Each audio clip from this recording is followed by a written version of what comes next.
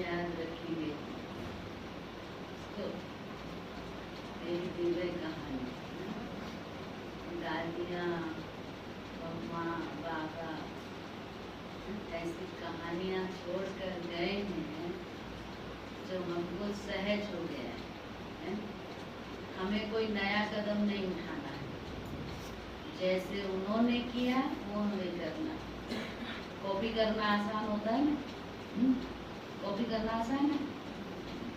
कोई भी चीज पहले खुद करेंगे फिर उसमें अनुभव करेंगे, थोड़ा सा ट्राई करेंगे, उसमें थोड़ी मेहनत है। लेकिन कॉपी करना इजी। तो हमें क्या करना है? सिर्फ कॉपी करना है। सबसे पहले हमारे सामने एग्जाम्पल मम्मा पापा, और फिर ये मीठी दादियाँ, ये प्यारी दादियाँ। हर दादी की अपनी विशेषता, हर दादी अपने में विशेष।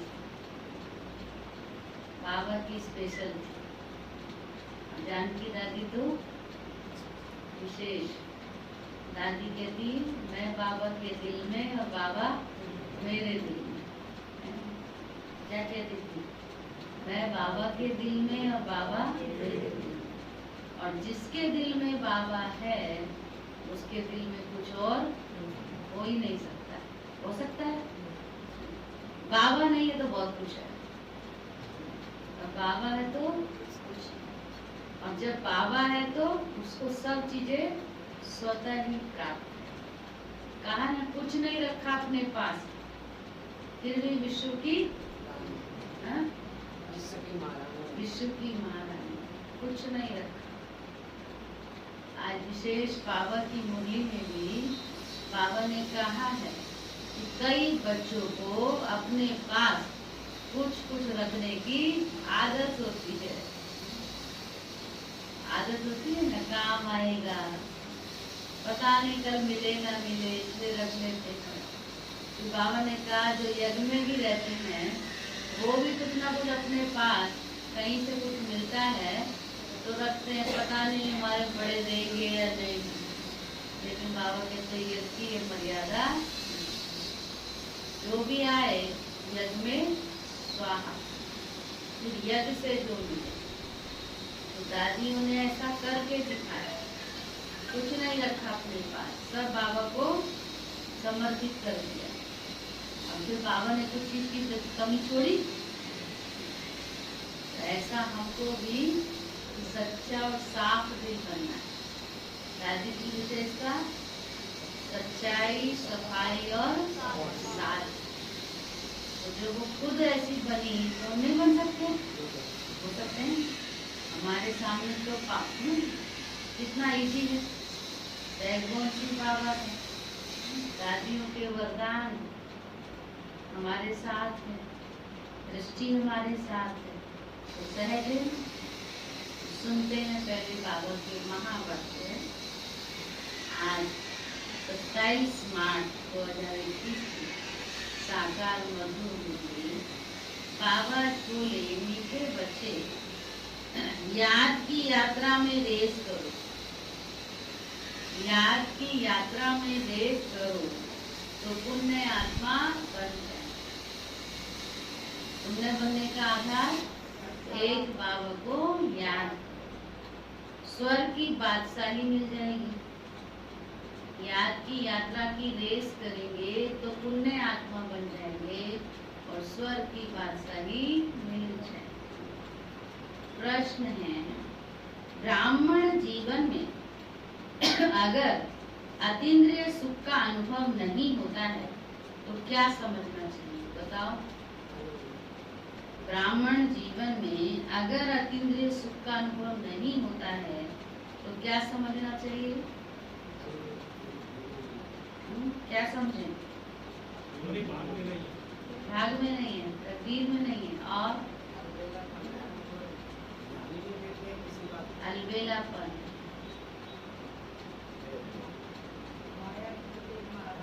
माया के अधीन है।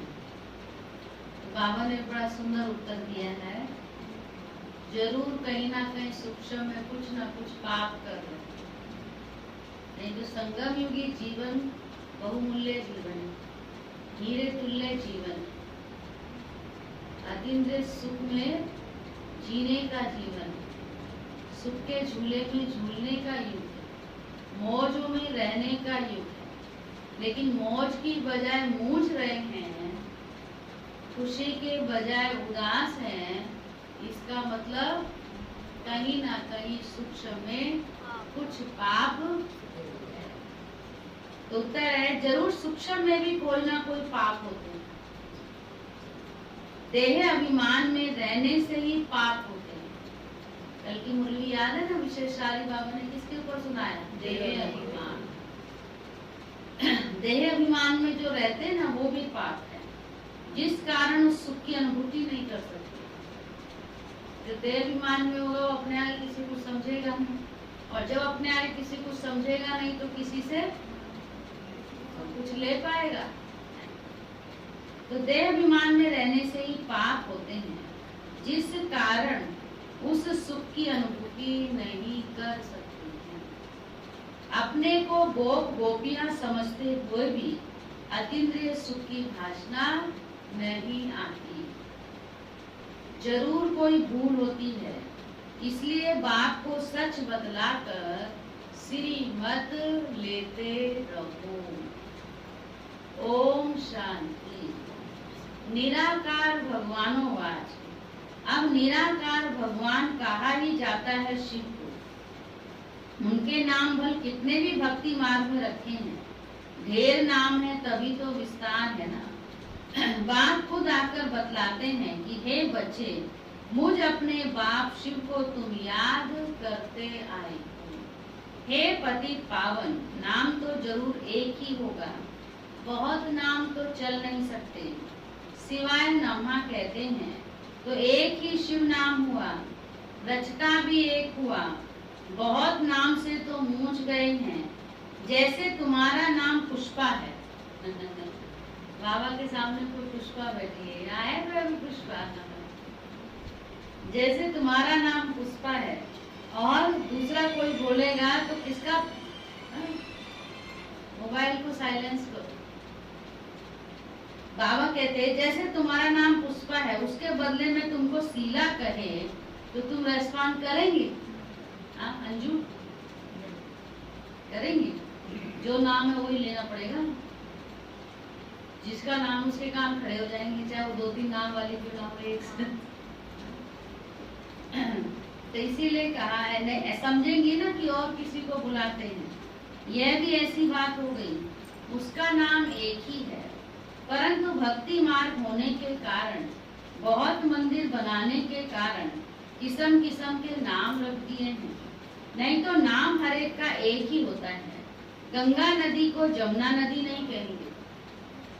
कोई भी चीज का एक नाम ही प्रसिद्ध होता है। गंगा नदी को जमुना नदी नहीं कह सकते। यह शिव नाम भी प्रसिद्ध है। जैसे गंगा को जमुना नहीं कह सकते, इसलिए ऐसे शिव को शंकर नहीं कह सकते। एक ही नाम प्रसिद्ध है। सिवाय नमः गाया हुआ है। ब्रह्मा देवताय नमः, विष्णु देवताय नमः, फिर कहते शिव परमात्मा नमः, क्योंकि वह है ऊंचते ऊंच, मनुष्यों की बुद्धि में रहता है। ऊंचते ऊंच निराकार को कहते हैं। उनका नाम एक ही है। ब्रह्मा को ब्रह्मा और विष्णु को विष्णु ही कहेंगे। बहुत नाम रखने से मूझ जाएंगे, रेस्पॉन्ड ही नहीं मिलता है और ना उनके रूप को भी जानते हैं। बाप बच्चों से ही आकर बात करते हैं, सिवाय नमः कहते हैं, तो एक नाम ठीक है। शिव शंकर कहना भी रॉन्ग हो जाता है। शिव शंकर नाम अलग है, जैसे लक्ष्मी नारायण नाम अलग है। वहाँ नारायण को तो लक्ष्मी नारायण नहीं कहेंगे। आजकल तो अपने ऊपर 2-2 नाम भी रखते हैं। देवताओं के ऊपर ऐसे डबल नाम नहीं थे। राधे का अलग था, कृष्ण का अलग था। अब मनुष्य क्या रख लेते हैं अपने ऊपर? राधे कृष्णा। क्या रखते हैं? राधे कृष्ण। यहाँ तो एक का ही नाम राधा कृष्ण लक्ष्मी नारायण रख देते हैं। तो ये सब बातें कौन समझाते हैं? बाप बैठकर समझाते हैं। क्रिएटर एक ही है, उनका नाम भी एक है, उनको ही जानना है। कहते हैं आत्मा एक स्टार मिसल है, भ्रकुटी के बीच में चमकता है सितारा। फिर कहते हैं आत्मा सो परमात्मा, तो परमात्मा भी स्टार हुआ ना। ऐसे नहीं कि आत्मा छोटी व बड़ी होती है, बातें बड़ी सहज हैं। बाप कहते हैं तुम पुकारते थे कि हे पति पावन आओ, आकर हमको पावन बनाओ, परंतु वह पावन कैसे बनाते हैं यह भी कोई जानते नहीं है। गंगा को पति पावनी समझ लेते हैं। पति पावन तो एक ही बाप है। बाप कहते हैं मैंने आगे भी कहा था, मन मना भव मामेकम याद करो। सिर्फ नाम बदल दिया है। बच्चे समझते हैं कि बाप को याद करने से वर्षा अंडरस्टूड है।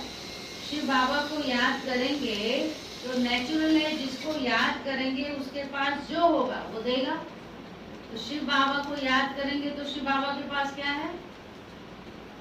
ज्ञान है, सुख है, शांति है, प्रेम है, आनंद है, शक्ति है, वो सब स्वतः ही प्राप्त होती है। मन मना भव कहने की भी दरकार नहीं है, रट्टे थोड़ी मारने हैं। कई बाबा ने कहा है ना अपने को आत्मा समझो, तो बस रट्टे लगाते रहते, मैं आत्मा हूँ, मैं आत्मा हूँ, समझ नहीं रहे, बस रट्टे लगाते। बाबा ने कहा मन मना भव मध्याजीव, तो मन मना भव का रट्टा लगाते। मन बना भव या मध्याजीव या मैं आत्मा, बाबा पक्का कराता है, ये हमको फील करना है, अंदर समझना है, रटना नहीं है, अनुभव करना है। ठीक है। बाबा कहते हैं मन मना भव कहने की भी दरकार नहीं है, परंतु बिल्कुल ही बाप को और वर्षे को भूल गए हैं। इसलिए कहता हूँ मुझ बाप और वर्षे को याद करो। बाप है स्वर्ग का रचेता, तो जरूर बाप को याद करने से हमको स्वर्ग की बादशाही मिलेगी। बच्चा पैदा हुआ और बाप कहेगा बारिश आया है, बच्ची के लिए ऐसे नहीं कहेंगे। तुम आत्माएं तो सब बच्चे हो, किसके? शिव बाबा के बच्चे हो। कहते भी हैं आत्मा एक स्टार है, फिर अंगुष्ठे मिसल कैसे हो सकती है? आत्मा कितनी सूक्ष्म चीज है, इन आंखों से देखने में नहीं आती है। हाँ, उनको दिव्य दृष्टि से देखा जा सकता है, क्योंकि अव्यक्त चीज है। दिव्य दृष्टि में चैतन्य देखने में आया, फिर गायब हो गया, मिला तो कुछ भी नहीं, सिर्फ खुश हो जाते हैं। इसको कहेंगे भक्ति का अल्प सुख। यह है भक्ति का फल। जिसने बहुत भक्ति की है उनको ऑटोमेटिकली कायदे अनुसार इस ज्ञान से फल मिलना होता है। ब्रह्मा और विष्णु इकट्ठा दिखाते हैं। ब्रह्मा सो विष्णु, भक्ति का फल विष्णु के रूप में मिल रहा है राजा का।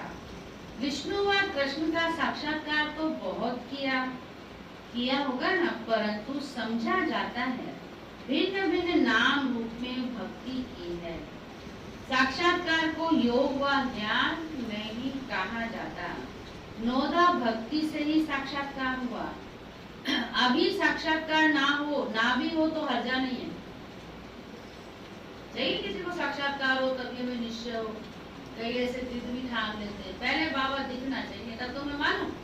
ऐसे कैसे मानू? है यहाँ पर सभा में कोई ऐसे साक्षात्कार की जरूरत है? मान लीजिए दिख भी गया, शिव बाबा भी बिंदु है, आत्मा बिंदु है, क्या पता रहेगा आपको ये आत्मा है शिव बाबा? उसकी शक्ति का, उसके गुणों का अनुभव करेंगे तब तो फील होगा ना। तो वो अनुभव तो देखने की चीज है, अनुभव देखने की चीज नहीं है, अनुभव महसूस करने की चीज है। इसीलिए बाबा कहते हैं अभी तो तुम ऐसे नहीं कहेंगे ना कि साक्षात्कार हो तब माने। अभी साक्षात्कार ना भी हो तो भी हर्जा नहीं। एम ऑब्जेक्ट है ही मनुष्य से देवता बनने की। तुम देवी देवता धर्म के बनते हो। बाकी पुरुषार्थ कराने के लिए बाप सिर्फ कहते हैं और संग बुद्धि का योग हटाओ। देह से भी हटाए बाप को याद करो। जैसे आशिक माशूक काम भी करते रहते हैं परंतु दिल माशूक से लगी रहती है। बाप भी कहते हैं मामे कम याद करो, फिर भी बुद्धि और तरफ भाग जाती है। अभी तुम बच्चे जानते हो हमको उतरने में एक कल्प लगा है। सतयुग से लेकर के सीढ़ी उतरते हैं, थोड़ी थोड़ी खाद पड़ती रहती है। सतों से तमो बन जाते हैं, फिर अब तमो से सतो बनने के लिए बाप जंप कराते हैं। सेकंड में तमो प्रधान से सतो प्रधान बन जाते हैं। तो मीठे मीठे बच्चों को पुरुषार्थ करना पड़े। बाप तो शिक्षा देते ही रहते हैं।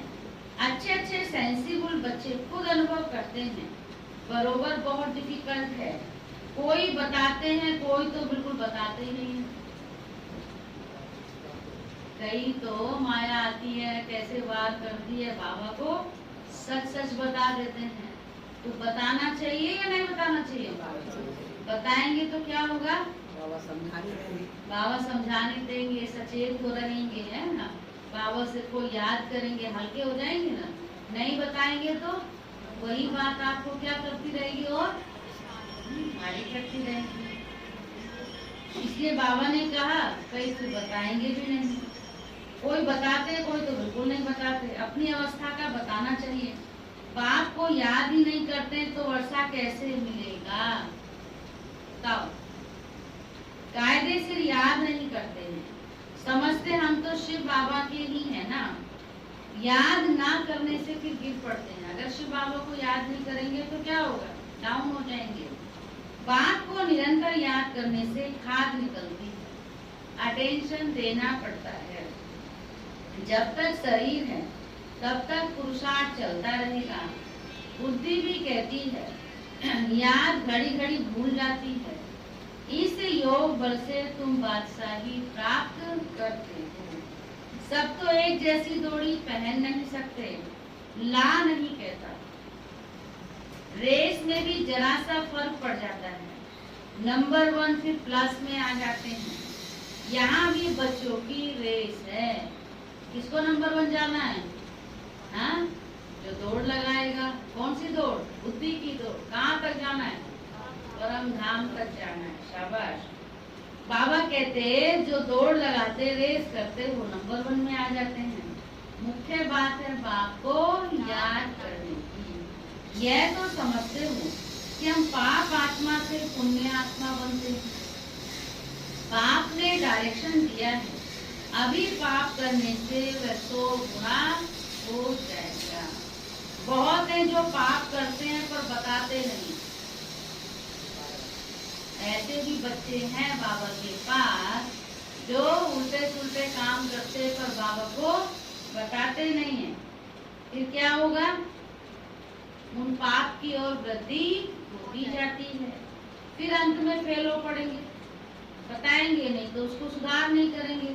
सुधार नहीं करेंगे तो लास्ट में फिर से वही परीक्षा आ जाएगी, फेल हो पड़ेंगे। फिर फेल हो पड़ते हैं। सुनाने में लज्जा आती है। सच ना बताने से अपने को धोखा देते हैं। कोई को तो डर लगता है फिर बताने में। बाबा हमारी बात सुनेंगे तो क्या कहेंगे? ऐसे भी है। कोई तो छोटी भूल भी सुनाने आ जाते हैं। कौन प्यारे लगेंगे बाबा को? है ना? जो छिपाएंगे वो नहीं। जो छोटी सी भी कुछ ऊपर नीचे हुआ तुरंत बाबा को सच बता देंगे। कोई तो छोटी भूल भी सुनाने आ जाते हैं परंतु बाबा उनसे कहते हैं बड़ी बड़ी भूल तो बहुत अच्छे अच्छे बच्चे करते हैं। अच्छे अच्छे महर्षियों को भी माया छोड़ती नहीं है। फिर क्या करते हैं? तो अपना फिर कहते जब बाबा कहता है अच्छे अच्छे को माया आ जाती है, अच्छे अच्छे महर्षियों को नहीं छोड़ती है, तो हम क्या चीज है? फिर अपने आप को इस बात से लेकर और अलबेले हो जाते हैं। लेकिन बाबा कहते हैं अगर उनको महारथी नाम आप दे रहे हो तो महारथी अगर कोई भूल करता है तो भूल सुधारने की भी शक्ति रख सकता है। जब नाम दे दिया वो महारथी है तो महारथी भूल को सुधार सकता है ना। लेकिन दूसरे उसको कॉपी करके कि जब बाबा ने कहा है अच्छे अच्छे महारथी भूल करते थे तो हम क्या चीज है वो आप करते रहो तो वो तो आगे निकल जाएगा और आप। इसीलिए क्या कहा बाबा ने, किसी को नहीं देखना है, इसको देखना है। बाबा जो कहता है, बाबा कहते हैं माया पहलवानों को चक्कर में लाती है, तब तो उस पर विजय प्राप्त करेंगे, अनुभवी बनेंगे ना, फिर आपको अनुभव शेयर करेंगे। इसमें बहादुर बनना है, माया के अधीन नहीं होना है। इसमें क्या बनना है, बहादुर बनना है। झूठ तो यहाँ चल ना सके। कईयों को बहुत झूठ बोलने की आदत है, बात बात पर झूठ बोलते, नहीं चल सकता। हमने देखा है जिसको कदम कदम पर झूठ बोलने की आदत होती है ना, कितने दिन अपने आप को झूठ से चलाएगा, क्योंकि झूठ के पैर तो होते नहीं है। होते हैं? झूठ के पैर नहीं होते। कब तक चलाएगा अपने आप? आखिर एक ना एक दिन तो झूठ तो यहाँ चल नहीं सकते। सच बताने से हल्के हो जाएंगे। बाबा के साथ सच्चे रहेंगे तो सच बताने से, इसलिए दादी की पहली विशेषता सच्चाई। सच्चे दिल पर साहब राजी। सच्चा दिल तो मुराद हासिल। सच्चा हो, आप सच्चे होंगे तो साहब राजी होना कौन? शिव बाबा राजी। हमारा साहब कौन है? कौन है हमारा साहब? शिव बाबा। तो जब हम सच्चे होंगे तो कौन राजी? साहब राजी। और जब साहब राजी होगा तो मुराद, जिस पर खुद भगवान राजी होगा उसकी कोई भी मुराद अधूरी रह सकती है? रह सकती है। साहब राजी तो मुराद हासिल, और जिसकी सब मुरादें हासिल होंगी, साहब राजी होगा, वो तो सच बिठो तो नच, वो तो सदा खुशी में नाचता रहेगा। तो कौन सा वाला बनना है, झूठ या सच? कौन सा बनना है? झूठ का तो कहा चल नहीं सकता। जब चल ही नहीं सकता, कहीं ना कहीं उसका एंड होना ही है, तो फिर अंतिम विजय आखिर किसकी होती है? सच की होती है। तो इसलिए बाबा ने कहा सच बताने से हल्के हो जाएंगे। कितना भी बाबा समझाते हैं फिर भी कुछ ना कुछ चलता ही रहता है। फिर भी कईयों को आदत होती है झूठ बोलने की। अनेक प्रकार की बातें होती हैं।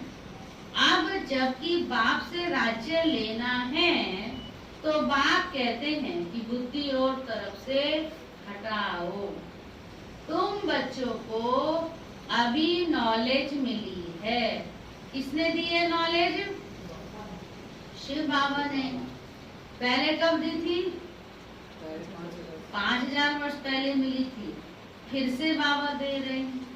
5000 वर्ष पहले भारत स्वर्ग था। तुम अपने जन्मों को भी जान गए हो। कोई का उल्टा सुल्टा जन्म होता है, उसको डिफेक्टेड कहा जाता है। कुछ होता है ना, कईयों को कुछ ना कुछ समझ जानते हैं ना, तो उसको क्या कहते हैं? डिफेक्टेड कहते हैं। तो ये भी क्यों होता है बताओ? अपने ही कुछ कर्मों के अनुसार होता है। किस हिसाब से होता है? अपने ही कुछ कर्मों अनुसार होता है। बाकी मनुष्य तो मनुष्य ही होते हैं। तो बाप समझाते हैं कि एक तो पवित्र रहना है। अंडरलाइन करना है, लिखना, नोट करो। डायरी पेन कहाँ है? नोट करो क्या करना है। एक तो पवित्र रहना है, दूसरा झूठ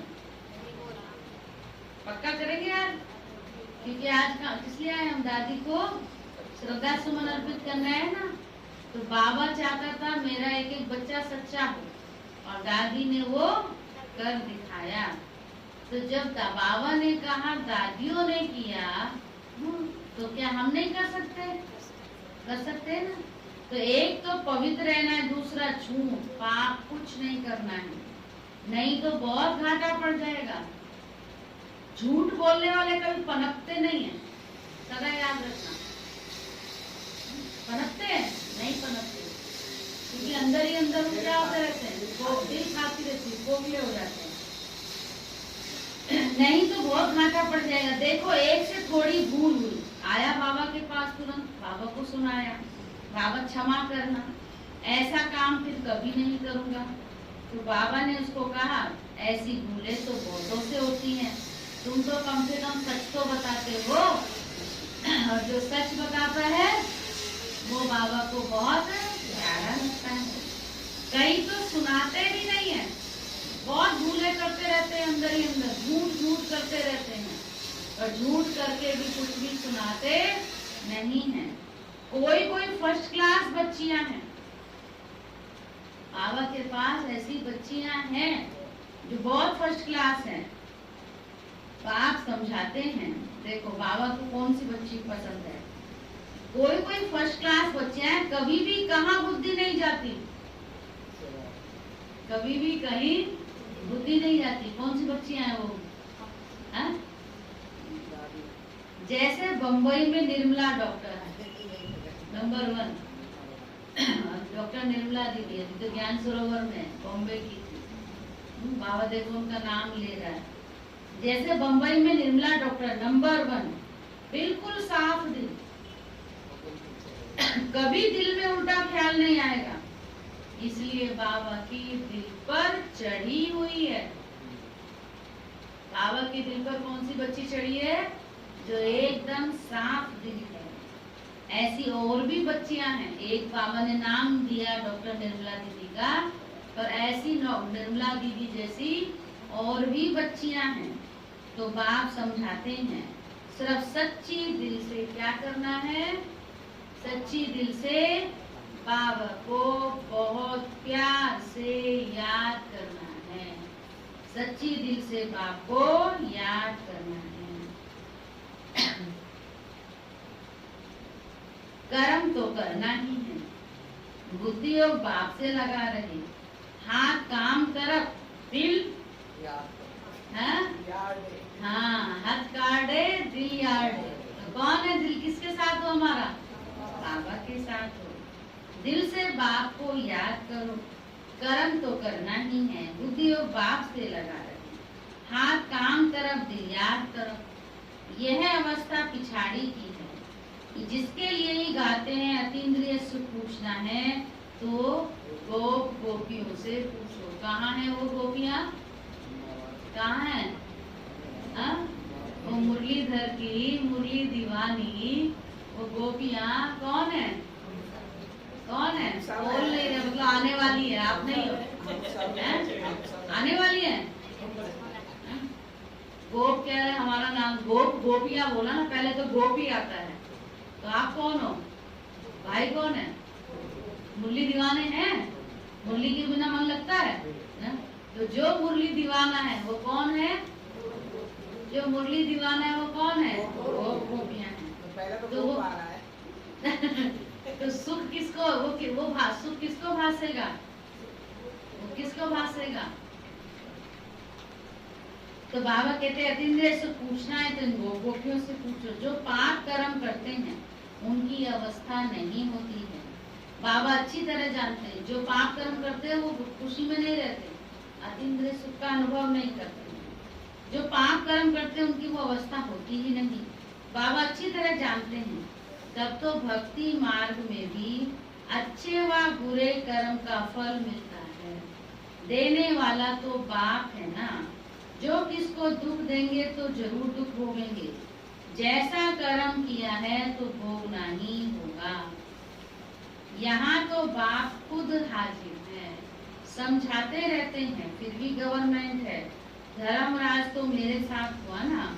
इस समय शिव बाबा कहते मेरे से कुछ भी छुपाओ नहीं। इस समय बाबा कहता मेरे से कुछ भी नहीं छुपाओ। ऐसे नहीं कि बाबा तो जानता है, बताने की क्या दरकार है। बताना चाहिए ना, बाबा के पास बैठ के, बाबा के कमरे में, बाबा के सामने बाबा को हर बात बतानी चाहिए, है ना। हर समाचार बाबा को देना चाहिए। तो वही कहा बाबा ने, ऐसे नहीं कहते बाबा तो हमारे साथ है, बाबा तो सब देखता है, नहीं। बाबा कहते बाप को बताएंगे तो क्या होगा, क्षमा मिलेगी। हम शिव बाबा से दिल अंदर क्षमा लेते हैं, क्षमा नहीं होगा बिना बताए।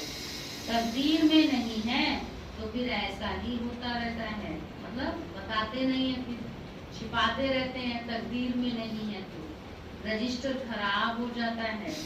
एक बार झूठ बोलते हैं, सच नहीं बताते हैं।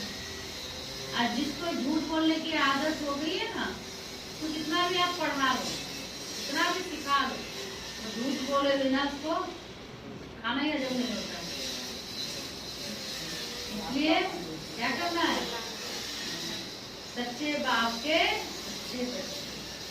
बाबा कहते एक बार झूठ बोलते हैं, सच नहीं बताते हैं, समझा जाता है ऐसा काम करते ही रहते हैं। झूठ कभी छिप नहीं सकता। बाप फिर भी बच्चों को समझाते हैं, सुनना भी ध्यान से पढ़, बहुत काम की है। बाबा फिर भी बच्चों को समझाते हैं, कख का चोर सो लख का चोर कहा जाता है। जरा सा भी कुछ कणा लिया, लेकिन उसका रिटर्न जैसे कणे का बदले में जो कणा बाबा को देते हैं मणा मिलता है, और अगर बिना पूछे उठाते हैं तो उसको देना भी मणा ही देना पड़ता है, बराबर हिसाब। कख का चोर सो लख का चोर कहा जाता है। इसलिए कहना चाहिए ना कि हमसे ये दोष हुआ। जब बाबा पूछते हैं तब कहते हैं भूल हो गई, आप ही खुद क्यों नहीं बताते। बाबा जानते हैं बहुत बच्चे छिपाते हैं।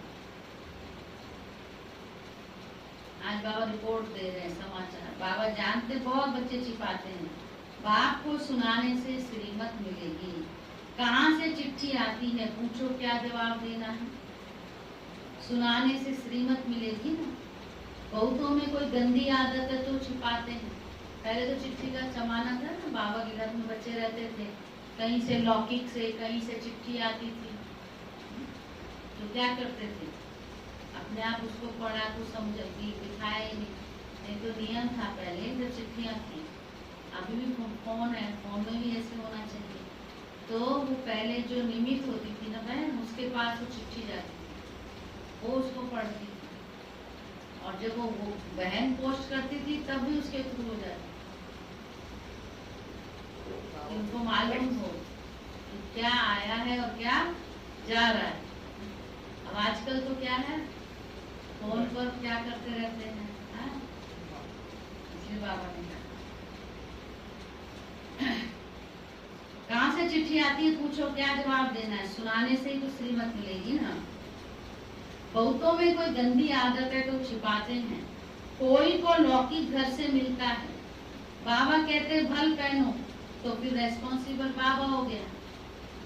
लौकिक घर से मिलता है या कहीं से भी मिलता है तो पहले यज्ञ में समर्पित करो, फिर बाबा यज्ञ से जो दे, या बाबा ही कहे कि ठीक है तुम यूज करो, तो बाबा ने कह दिया ना। लेकिन डायरेक्ट रख लेना अपने पास छुपा के, ये रॉन्ग, ये श्रीमत की अवज्ञा है। तो बाबा कहते हैं भल पहनो, तो फिर रेस्पॉन्सिबल बाबा हो गया ना। अवस्था देखकर किसको कहता हूँ यज्ञ में भेज दो, तुमको बदली करके दे तो ठीक है, नहीं तो वो याद रहेगा कि मेरे को इसने दिया, मेरे को मेरे भाई ने दिया, मेरे को इसने दिया है, याद रहेगा। किसको कहते हो, सवेरे सुन रहे थे जैसे किसी को मोबाइल मिलता, मेरे भाई ने ये मोबाइल दिया, मेरे को मेरे माँ ने ये दिया, तो बुद्धि किस में रहती है, उसमें रहती है ना, देहधारियों में रहती है। इसीलिए बाबा कहते हैं नहीं तो वह याद रहेगा। बाबा बहुत खबरदार करते हैं, मार्ग बहुत ऊंचा है, कदम कदम पर सर्जन की राय लेनी है। बाबा शिक्षा ही देंगे कि ऐसे ऐसे चिट्ठी लिखो तो तीर लगेगा, परंतु देह अभिमान बहुतों में है। श्रीमत पर नहीं चलने से अपना खाता खराब करते हैं। श्रीमत पर चलने से ही हर हालत में फायदा है। रास्ता कितना सहज है, सिर्फ याद से तुम विश्व का मालिक बनते हो। बुढ़ियों के लिए कहते हैं सिर्फ बाप और वर्षे को याद करो, कुछ नहीं करो। प्रजा नहीं बनाते हो तो राजा रानी भी नहीं बन पाओगे। प्रजा बनाना माना सबको बाप का परिचय देना, राजा रानी कैसे बनोगे? फिर भी जो छिपाते हैं,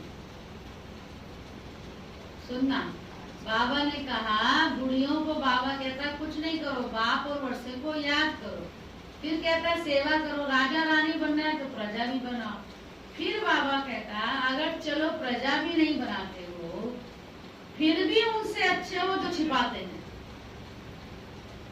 लेकिन कौन अच्छे हैं? जो सच बोलते हैं।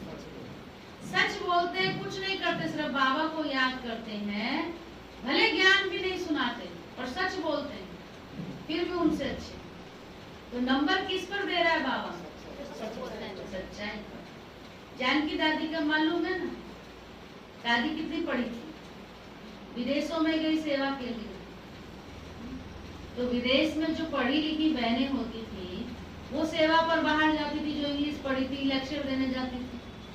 लेकिन दादी बाबा के साथ सच्ची थी और घर संभालती थी, यज्ञ संभालती थी। बाबा ने उनको भेजा ही था कि ये बाहर लेक्चर देंगी, क्योंकि भाई एजुकेशन वहाँ इंग्लिश लेक्चर की आवश्यकता थी, उसकी बात थी।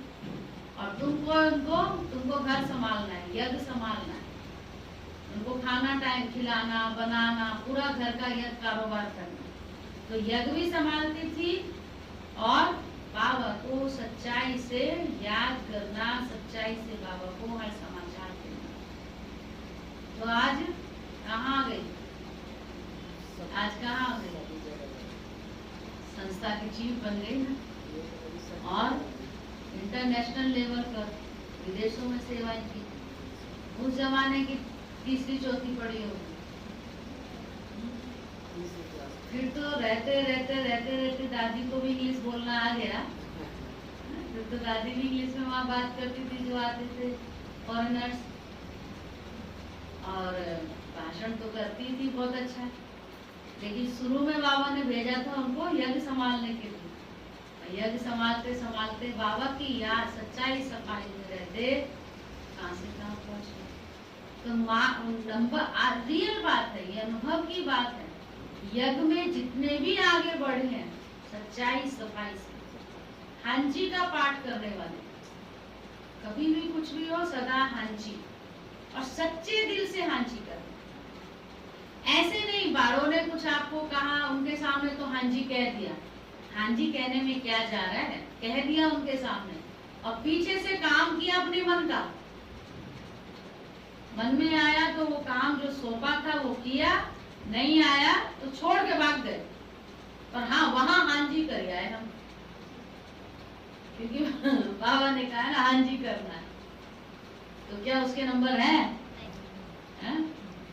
जिस चीज को आपने हांजी किया है उसको सच्चाई से करना, सफाई से करना, जिम्मेवारी से करना, इसके बाद इससे वो आत्मा आगे बढ़ती।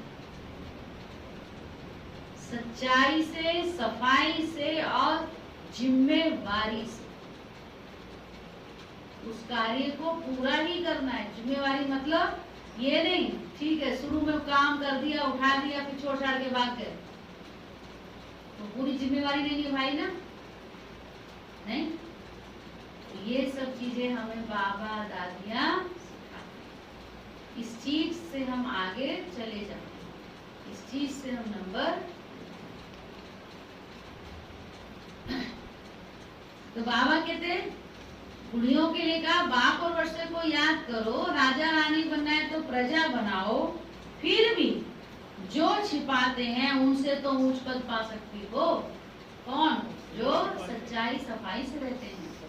बाप का तो फर्ज है समझाना, बाबा ने तो समझा दिया मुरली से, है।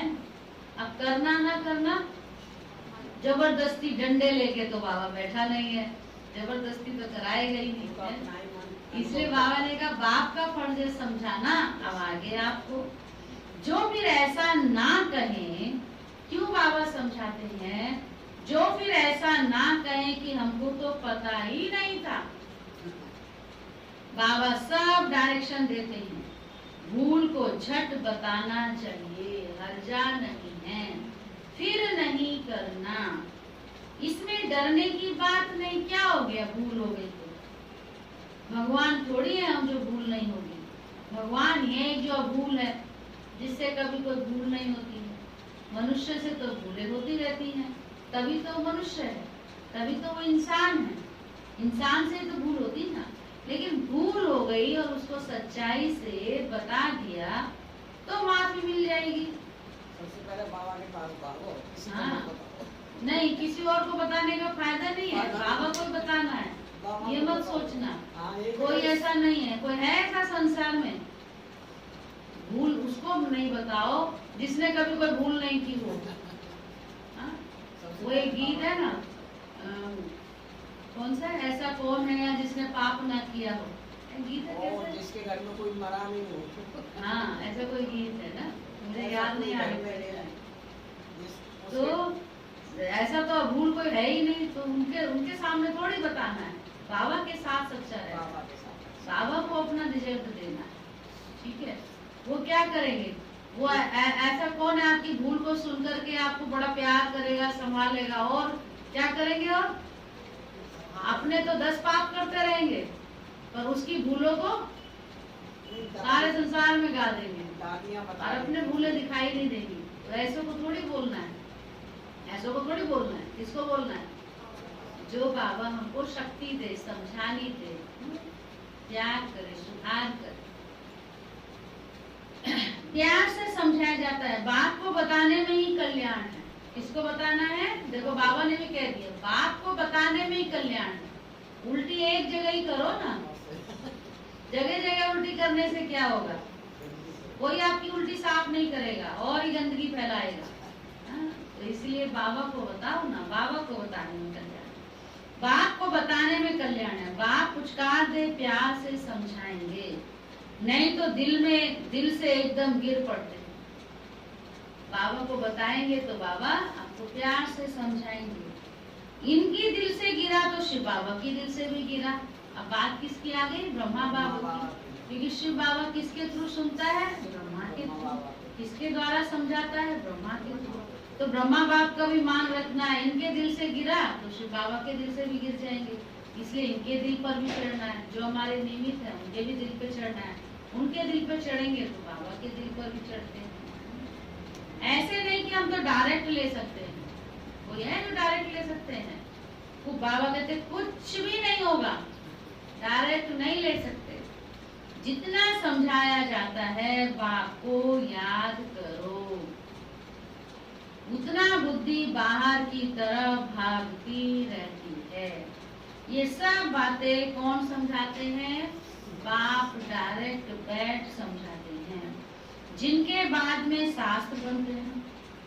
इसमें गीता ही भारत का सर्वोत्तम शास्त्र है। गाया हुआ भी है सर्वशास्त्रमय शिरोमणि गीता, जो भगवान ने गाई। बाकी सब धर्म तो बाद में आते हैं। गीता हो गई माता पिता, बाकी सब हुए बच्चे। गीता में ही भगवानों वाच है। कृष्ण को तो देवी संप्रदाय कहेंगे। देवता तो सिर्फ ब्रह्मा विष्णु शंकर हैं। भगवान तो देवताओं से भी ऊंचा ठहरा। ब्रह्मा विष्णु शंकर तीनों को रचने वाला शिव ठहरा। बिल्कुल क्लियर है। ब्रह्मा द्वारा स्थापना, ऐसे तो कभी नहीं कहते कि कृष्ण द्वारा स्थापना। ब्रह्मा का रूप दिखाया है। किसकी स्थापना, विष्णुपुरी की। ये चित्र तो दिल में छप जाना चाहिए। हम शिव बाबा से इनके द्वारा वर्षा लेते हैं। बाप बिगड़ दादे का वर्षा मिल नहीं सकता। जब कोई भी मिलता है तो ये बताओ कि बाप कहते हैं माँ में कम याद करो।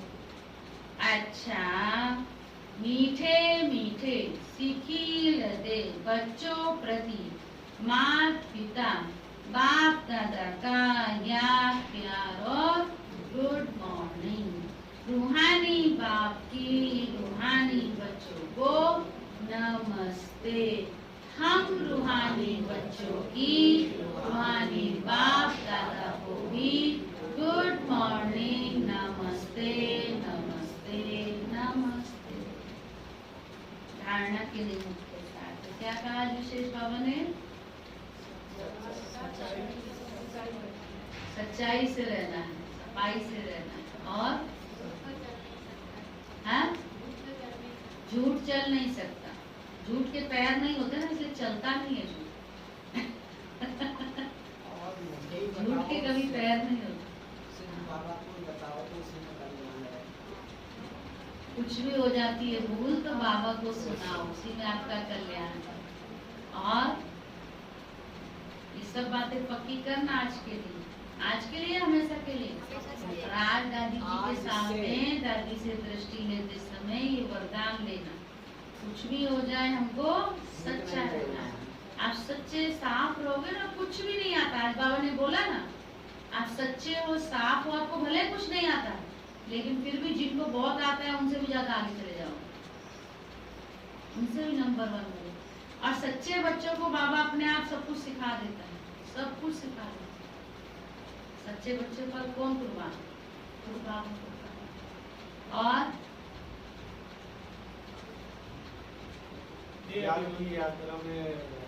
याद की रेस करनी है, नंबर 1 में जाना है।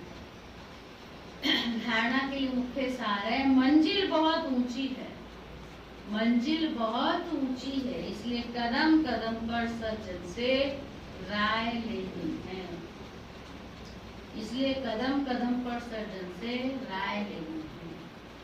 श्रीमत पर चलने में ही फायदा है, श्रीमत पर चलने में ही फायदा है। बाप से कुछ भी छिपाना नहीं है, सुना? शिव बाबा से कुछ भी छिपाना नहीं है। सेकंड पॉइंट, देह और देहधारियों से बुद्धि का योग हटाए, एक बाप से लगाना। देह और देहधारियों से बुद्धि का योग हटाए, एक बाप से लगाना। कर्म करते भी एक बाप की याद में रहने का पुरुषार्थ करना। कर्म करते भी एक बाप की याद में रहने का पुरुषार्थ करना। वरदान, शक्तियों की किरणों द्वारा, शक्तियों की किरणों द्वारा कमी कमजोरी रूपी किचड़े को भस्म करने वाले मास्टर ज्ञान सूर्य भव, मास्टर ज्ञान सूर्य भव। जो बच्चे ज्ञान सूर्य समान मास्टर सूर्य हैं, वे अपने शक्तियों की किरणों द्वारा किसी भी प्रकार का किचड़ा अर्थात कमी व कमजोरी सेकंड में भस्म कर देते हैं। सूर्य का काम है किचड़े को ऐसा भस्म कर देना जो नाम रूप रंग सदा के लिए समाप्त हो जाए। मास्टर ज्ञान सूर्य की हर शक्ति बहुत कमाल कर सकती है, लेकिन समय पर यूज करना आता है। जिस समय जिस शक्ति की आवश्यकता हो, उस समय उसी शक्ति से काम लो और सर्व की कमजोरियों को भस्म करो, तब कहेंगे मास्टर ज्ञान सूर्य, तब कहेंगे मास्टर ज्ञान सूर्य। स्लोगन है, गुण मूरत बन अपने जीवन रूपी गुलदस्ते में दिव्यता की महक फैलाओ। गुण मूरत बन अपने जीवन रूपी गुलदस्ते में दिव्यता की महक फैलाओ।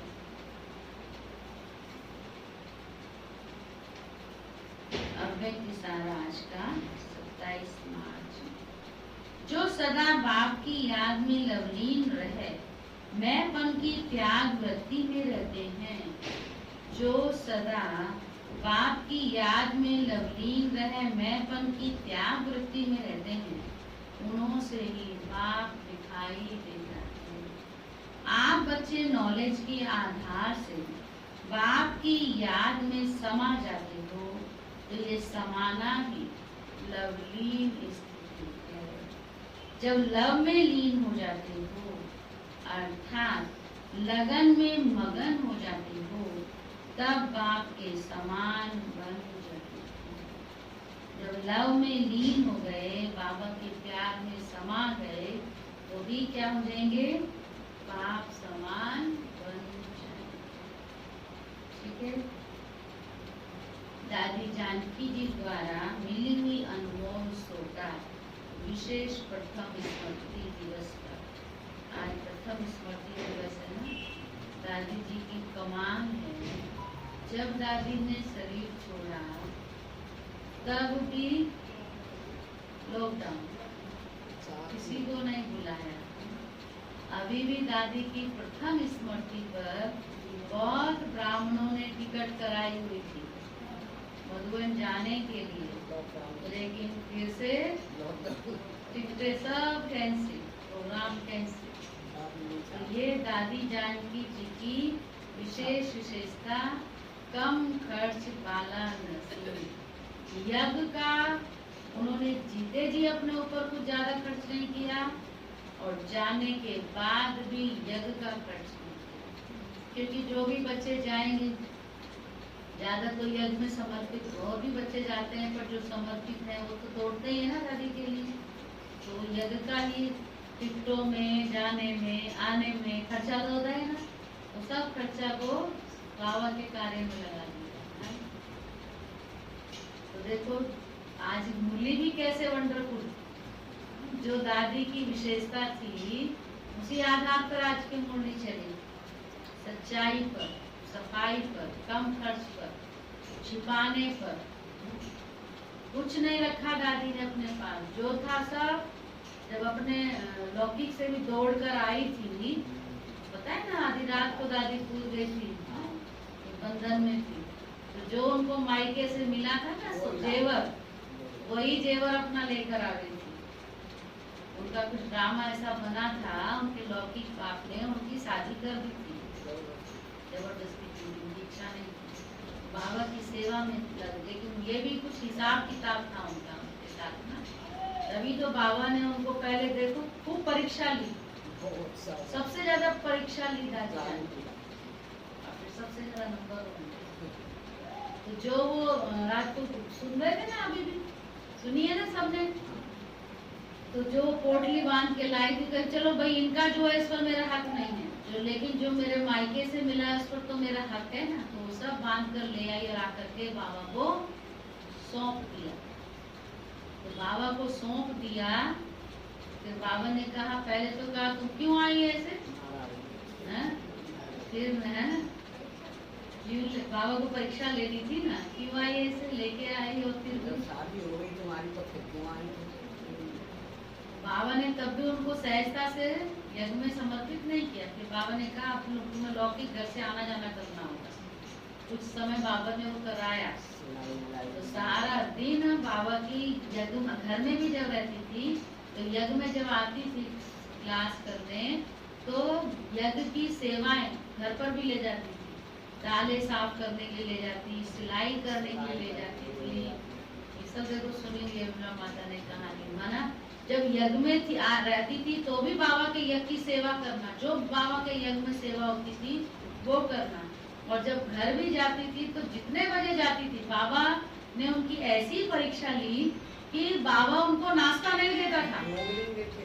हाँ, यज्ञ में खूब सेवा कर रही है, हड्डी सेवा कर रही है, हड्डी सेवा में जो भी यज्ञ की सेवा है, लेकिन नाश्ता जाके घर करना है। अब घर में भी सब ज्ञान में नहीं थे तो उनके हाथ का भी नहीं खाना है। तो दिन में 12 बजे 2 बज जाए, जब तक सेवा करती थी, यज्ञ में सेवा करके फिर घर जाती थी। घर में जाकर के फिर बर्तन साफ करती थी, फिर उन बर्तनों में खाना बनाती थी, बाबा को भोग लगाती थी, फिर खाती थी। लेकिन इतनी परीक्षा होने पर भी उसका निश्चय डगमगाया नहीं। ये बाबा ने परीक्षा ली, नहीं तो अच्छा का निश्चय डगमगा जाए, सारा दिन तो मैं वहाँ काम करूँ, खाना खाने के लिए मुझे घर में मुझे वो भी एक टोली दे देते। नहीं, बाबा ने परीक्षा ली, निश्चय की परीक्षा। अपनी बाबा ने फिर भी मजबूत बन के रहे। कहते हैं एक बार बाबा जहाँ पर और भी बहनें थी, बाबा आया, एक बहन बीमार थी, बीमार दादी भी थी, तो बाबा आया और बाबा ने जब चक्कर लगाया तो साथ वाली बहन का हालचाल पूछा। जो कल की मुरली थी ना देह अभिमान की, उसके ऊपर ये बात है। बाबा ने साथ वाली का समाचार पूछा, तुम्हारी तबीयत कैसी है, ठीक हो? और दादी को नहीं पूछा, जबकि बीमार तो वो भी थी। तो बाबा उसको हालचाल लेके समाचार लेके पूछ के चले गए। फिर वो साथ की बहनें कहती है बाबा ने तेरे से नहीं पूछा, हम सबसे पूछा लेकिन तुमसे तो नहीं पूछा बाबा ने कि तुम्हारा हालचाल कैसा है। तो इतनी निश्चय बुद्धि, इतनी विश्वास बाबा पर, कहती इसमें भी कुछ कल्याण होगा। बाबा को तो पता ही है इसमें कुछ कल्याण होगा। तो कल्याण क्या था? बाबा ये देखना चाहता था कि इसमें कितना देह अभिमान तो नहीं आता, फीलिंग तो नहीं आती है कि मेरे को बाबा ने क्यों नहीं पूछा। हमको जरा सी छोटी सी बात कह रहे, मेरे पड़ोस में उसको पूछ लिया, मेरे को नहीं पूछा। मैं कम थोड़ी, मैं तो इतनी मेहनत करती हूँ, सेवा करती हूँ, करता हूँ, मेरे को क्यों नहीं पूछा? इसको पूछा, इसको पूछा, जरूर कुछ बात है। लेकिन दादी ने कहा नहीं, इसमें भी कुछ कल्याण है। इसमें कल्याण है कि बाबा मुझे फीलिंग प्रूफ बनाना चाहता है कि मुझे फीलिंग तो नहीं आती है कि बाबा ने मेरे को पूछा या नहीं पूछा, देहभान तो नहीं आता है। इतना दादी निश्चय।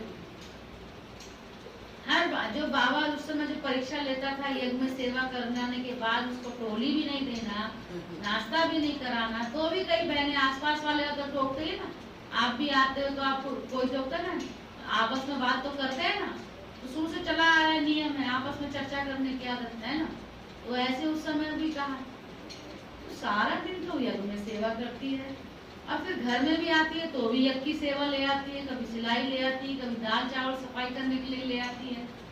तेरे को बाबा खिलाता तो कुछ भी नहीं है, तेरे को टोली भी नहीं खिलाता, नाश्ता भी नहीं कराता, तो भी उनको वृंचक मन में नहीं आता था। कहती नहीं, बाबा मेरे को देख रहा है कि क्या कहती, बाबा मुझे देख रहा है कि कितनी इसके अंदर सहन शक्ति है, भूख प्यास कितनी सहन शक्ति है, लेकिन पक्का वो निश्चय बुद्धि बन करके न। इसलिए दादी ने भी उसमें संकल्प किया कि जब तक मैं किसी को ज्ञान नहीं सुनाऊंगी तब तक नाश्ता नहीं करूंगी। ज्ञान सुना, बाबा जो सुना करता ऐसी थी हमारी दादी जान की, तभी तो आज बैठी है यहाँ पे नंबर 1। देखो इसलिए नंबर 1 गई ना, हर हाल में नंबर 1, हर बात में। और हमेशा कहती थी है?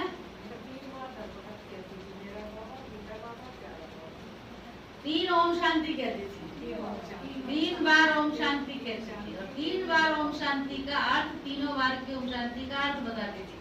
और मैं देखती थी हर बार कुछ अलग बताती थी।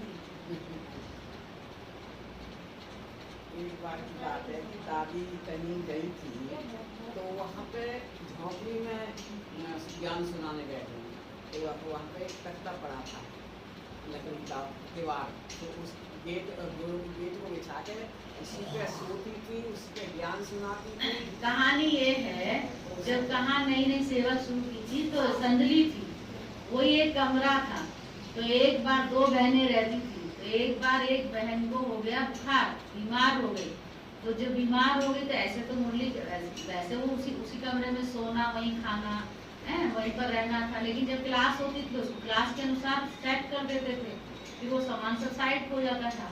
अब जब एक की तबीयत खराब हो गई तो ऊपर संदली पर बैठ करके वो बहन मुरली सुना रही है, दूसरी उसके नीचे सो रही है, खा रहे तो क्या करेगी?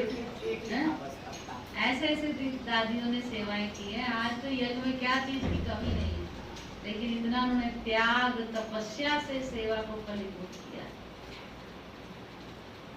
ना। त्याग, कोई भी चीज आती थी पहले मधुबन जानी चाहिए, पहले बाबा के पास जानी चाहिए। किसी ने आम दिया, सीजन का पहला फल आम, उस आम पर बाबा लिखकर, आबू लिखकर ट्रेन में चढ़ा दिया और वो पहुंच गया बाबा के पास। तरबूज आया, उस तरबूज पर बाबा आबू लिखकर पहुंचा दिया। ऐसे उनको होता था कि कोई भी चीज आए पहले बाबा के पास जाए, पहले बाबा के पास। तो जब पहले बाबा के पास गई तो भरपूर हुआ ना, भंडारे भरपूर किए ना। तो कौन करता है भंडारे भरपूर? जब हम बाबा को स्वीकार कराते हैं, बाबा ने कहा ना सुदामा के मिशन अपना जब हम सफल करते हैं तो बाबा हमारा। अभी सुनते हैं और बात दादी की विशेष क्या सौगात आज हमको दादी दे रही है।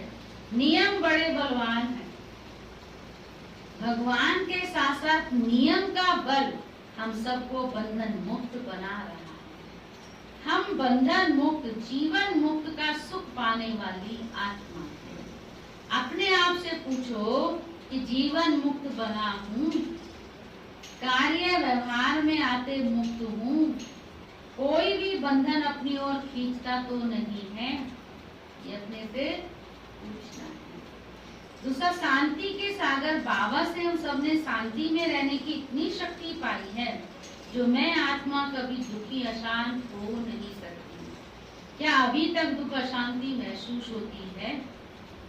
अगर हम थोड़ा भी परेशान होते या मेरे से कोई परेशान होता तो मैंने बाबा से क्या पाया, पूछना है।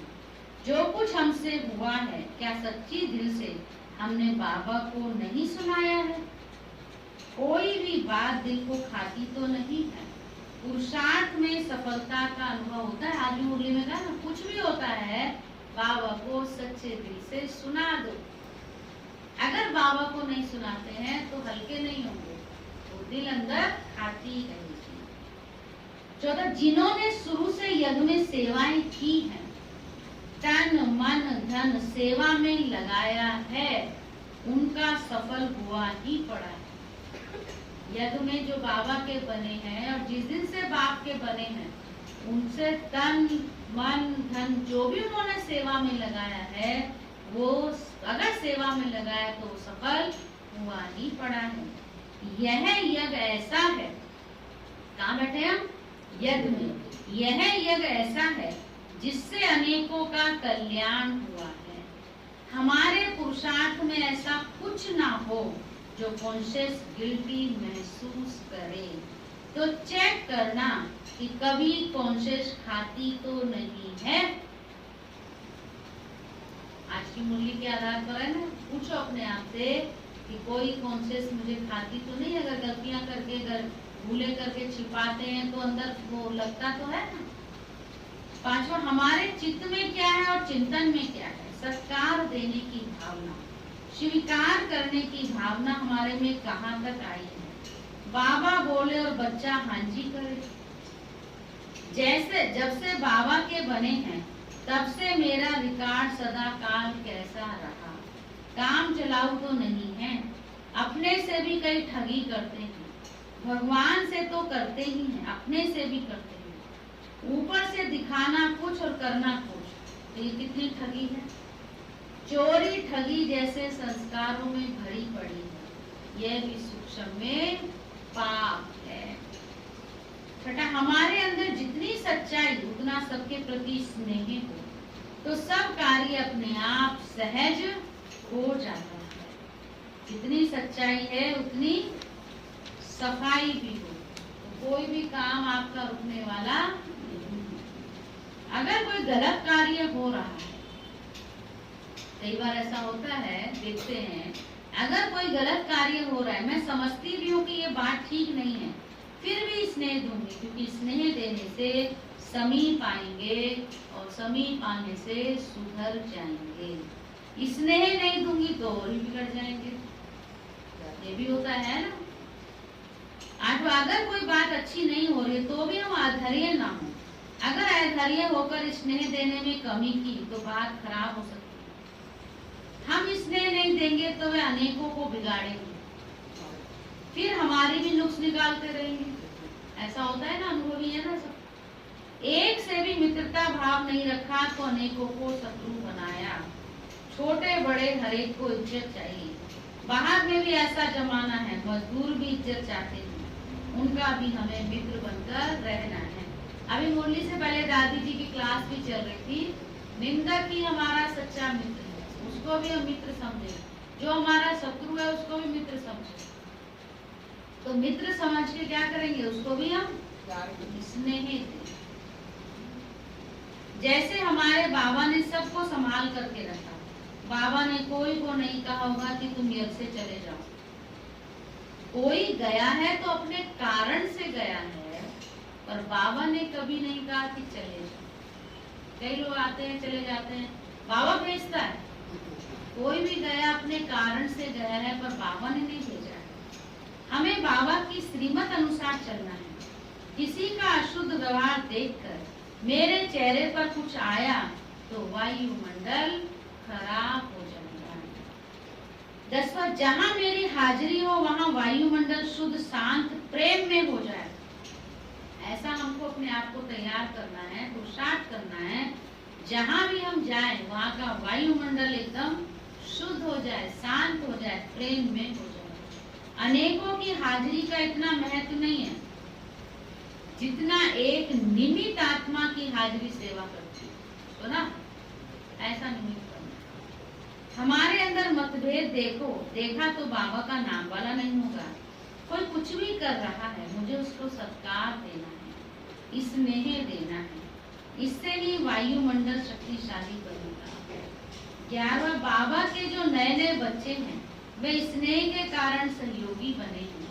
अगर निमित्त बने हुए का आवाज ठीक नहीं है, सत्कार सम्मान नहीं देते तो बेचारे टूट जाते हैं। कहाँ से भी थोड़ा सा अपमान हुआ तो दिल टूटी, उसको बाबा से दूर करने के निमित्त बने। इसलिए हम किसी का भी अपमान करने के निमित्त ना बने। ये हमारी संस्था नहीं, हमारा परिवार है। कहाँ बैठे हम अपने परिवार में बैठे। हम किसी की व्यर्थ बातों में ना अटके, ना किसी को अटकने दें। किसी को भी झरमुई करने की ताकत कैसे आई, ऐसी हमारी अंदर की स्थिति हो। बाबा से प्यार हो। हम सब के बीच में कौन है, बाबा है। बड़ों की दया दृष्टि दुआ हो। ईश्वरीय परिवार में सब हमसे खुश हों। मेरा कोई ऐसा संस्कार ना हो जो कोई बाबा से दूर हो जाए। हम बाबा के ऐसे मुरब्बी बच्चे बनकर रहें जिस पर भगवान की भी फुर्सत हो और सब बातें भूल जाए। कोई की भी बात मन चित्त में ना हो। अगर मैंने कोई की बात को खराब कहा तो 10 कहने लग पड़े। निमित्त मैं बनी ना। बाबा मम्मा ने हम बच्चों की कमियों को ढका है, छिपाया है, फैलाया नहीं है। ऐसे हमारे दिल में भी सबके प्रति सच्चाई हो, स्नेह और शुभ भावना हो। आजकल कई आत्माएं परवश हैं, अचानक कईयों में प्रवेशता हो जाती है तो हमको कितना दयावान बनना है। क्या प्रवेशता हो जाती है, माया की। कितना दयावान बनना है। किसी के भी दोषों को, कमियों को हम नहीं देख सकते। बेचारा परवश है ना, कोई किसी के संग में आ जाते हैं, अपनी असलियत को भूल जाते हैं। हमें उनके प्रति भी दयावान बनना है, अपने को भी बिल्कुल सेफ रखना है तो दूसरों को भी छुड़ाते जाना है। कोई कितना भी अच्छा हो पर हमारी आंख कहीं किसी में भी ना डूबे। यज्ञ की हड्डी सेवा करो तो हड्डी सुख मिलेगा, हड्डियां मजबूत हो जाएंगी। ये तो हड्डियों को संभाल के रखते हैं कहीं घिस ना जाए, काम आएंगी बाद में। कहते जानवरों की हड्डियां तो भी काम आ जाती है, मनुष्य की आती है, लेकिन सेवा में लगेंगी तो मजबूत हो जाएंगी, मजबूत भी हो जाएंगी और ये हड्डियां फिर सुख देंगी। हड्डी सेवा से हमारी ब्राह्मण लाइफ बनी है। इस सेवा ने ही हमको माया से छुड़ाया है। 16 लास्ट, जो यज्ञ सेवा में नाजुकपना दिखाता है, जो बाबा की यज्ञ सेवा में नाजुकपना दिखाता है या यज्ञ में किसी के भी दोष देखता है तो उसको किसी की समीपता के सुख का अनुभव नहीं हो सकता है। किसी की ग्लानि की माना यज्ञ की इज्जत गई। अगर हमने किसी की भी ग्लानि की तो किसकी इज्जत गई, यज्ञ की गई। तो ये काम हम नहीं कर सकते। ठीक है, क्या नहीं कर सकते हम, किसी की भी ग्लानि नहीं कर सकते, किसी की भी बुराई नहीं कर सकते। ठीक है, अपने आप को बाबा के आगे सरेंडर करें। सब में अपना अपना वो है ना, किसी को कुछ, सब में अपनी विशेषता है। उनको को भोग लेके आए, किसी में कोई विशेषता है, किसी में कोई विशेषता है। किसी को घिया पसंद है तो किसी को आलू पसंद है। अब ये थोड़ी जिसको आलू पसंद है वो घिया काम का नहीं है। घिये की अपनी विशेषता है, उसकी अपनी विशेषता है। इसीलिए कहा, बाबा कहते हैं सबकी जो विशेषता बाबा की, बाबा देखता है जब सबकी विशेषता, तो हमें भी क्या करना है, हर एक में अपनी क्वालिटी है, हर एक की अपनी विशेषता है। हम एक कुछ कर सकते हैं क्या? बाबा का इतना बड़ा कारोबार है, एक कर सकता है? हाँ? ना अकेला तन कुछ करेगा, ना अकेला मन कुछ करेगा, ना अकेला धन कुछ करेगा, सब चाहिए। कोई तन का हड्डी सेवा करता है तो ये ना उसको आए कि मैं ही हड्डी सेवा करता हूँ, मैं नहीं करूँगा तो कोई नहीं करेगा। कोई मनसा करता है, कोई धन से करता है तो उसको भी अभिमान नहीं आए कि मैं ये नहीं करूँगा तो कौन करेगा।